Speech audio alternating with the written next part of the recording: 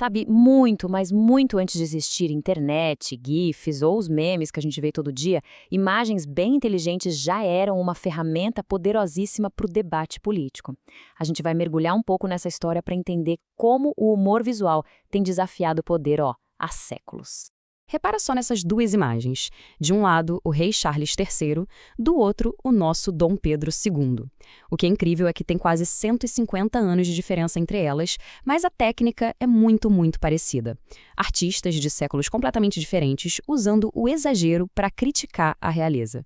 Isso mostra como a linguagem da sátira visual é uma coisa que atravessa o tempo, né? E isso leva a gente para a pergunta central de hoje. Tá, mas antes do Photoshop, antes das redes sociais, como é que o povo fazia para usar o humor e peitar os poderosos? A resposta, olha, tá numa forma de arte que era desenhada com tinta e que viralizava tanto quanto qualquer meme de hoje em dia. Então, vamos fazer uma viagem no tempo. Destino: Brasil, século XIX. A gente está falando de uma época de uma agitação política e social gigantesca. Era o cenário perfeito para a crítica florescer. A monarquia estava em crise, o movimento abolicionista ganhando muita força e a imprensa ilustrada acabou virando o grande campo de batalha das ideias. E é muito importante a gente entender que essas ilustrações não eram só umas piadinhas, não. Elas eram vistas como, diz aqui nesta citação, poderosas armas da imprensa. Elas tinham impacto real, de verdade. Moldavam a opinião pública e acabavam registrando o clima da época para sempre. Essa imagem aqui é um exemplo perfeito de como uma única charge podia contar uma história inteira. O nome dela é O Carro do Estado, de 1885.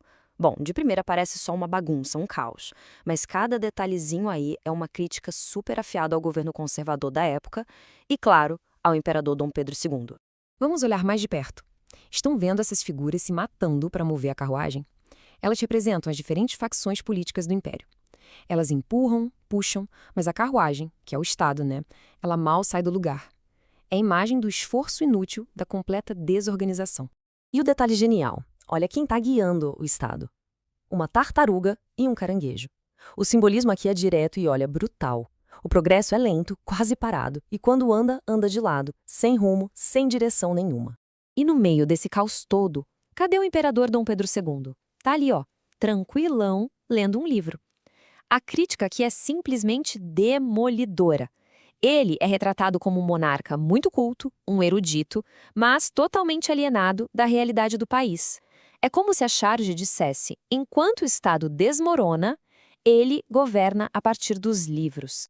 E essa crítica à passividade do imperador não era um caso isolado, viu? Essa outra charge, de 1887, bate na mesma tecla. Dom Pedro II aparece dormindo, cercado de jornais, simbolizando a inércia dele, a falta de ação num período que era super crítico para o país. Bom, a gente já viu os exemplos na prática. Mas quais são, exatamente, as ferramentas por trás dessas críticas? Vamos agora definir os 3 tipos principais de arte que formam esse universo: a caricatura, o cartoon e a charge. Tudo mesmo, começa com a caricatura. Como dá para ver nesse exemplo, a ideia é pegar traços específicos e exagerar para criar um efeito de humor ou de crítica. A caricatura é a base, é o alicerce onde as outras formas vão ser construídas. Aí a gente tem o cartoon. Aqui o foco já é mais aberto, mais amplo. Em vez de mirar numa pessoa específica, o cartoon tira sarro de comportamentos humanos, coisas que são universais. Pensa numa piada sobre vício em celular. Isso seria um cartoon, porque é uma coisa que acontece em qualquer lugar a qualquer tempo. E, finalmente, a charge. A charge, pessoal, é jornalismo em forma de desenho. Ela depende totalmente do contexto. Para entender uma charge, precisa saber o que está acontecendo no mundo, conhecer as figuras políticas. E é daí que vem a força dela, dessa conexão direta com o agora. Aquela do carro do Estado que a gente viu, uma charge clássica. Essa tabela aqui resume a diferença de um jeito bem claro. O cartoon é atemporal, universal, com personagens que poderiam ser qualquer um. Já a charge é do momento, específica, e quase sempre vai trazer caricaturas de figuras públicas.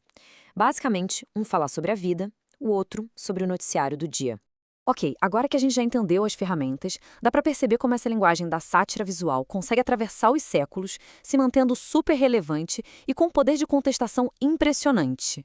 Vamos voltar ao Dom Pedro II com essa imagem aqui, de 1878, chamada Manipanso Imperial. Manipanso era um tipo de ídolo africano. E aqui o imperador é retratado exatamente assim, um ídolo com vários braços segurando livros, um colar de caveiras. Poderoso, mas parado, inativo. Uma crítica muito forte à imagem de um governante visto como uma divindade intocável. E é aqui que a gente chega na ideia central de tudo isso. As ferramentas podem mudar, sabe? Antes era nanquim, hoje é um software de edição. Mas o objetivo fundamental, esse não mudou. A ideia continua sendo usar uma imagem para resumir uma crítica complexa e, claro, para desafiar a autoridade. E isso nos conecta diretamente com o hoje. Os memes, que parecem uma coisa tão nova, na verdade são os herdeiros diretos de toda essa tradição. Eles também registram e comentam o que acontece, funcionando como um tipo de termômetro do humor e da opinião pública na nossa era digital. E assim a gente chega na nossa conclusão, o momento para juntar todas as peças e entender por que essa forma de expressão continua sendo tão importante nos dias de hoje. Então, recapitulando rapidinho, a gente viu que a sátira visual é uma arma histórica da imprensa, que a caricatura exagera para criticar, que as charges são sobre o agora e os cartoons são sobre o sempre. E talvez o mais importante, que essa vontade de usar o humor para questionar quem está no poder é uma coisa que não muda, atravessa a história. Para fechar, fica uma reflexão. Hoje, com esse bombardeio de imagens nas nossas telas o tempo todo, será que o poder de uma única imagem satírica aumentou justamente por conseguir se destacar no meio de tanta coisa? Ou será que ele diminuiu porque ela acaba se perdendo nesse ruído todo? A resposta, talvez, seja o que vai definir o futuro dessa arte.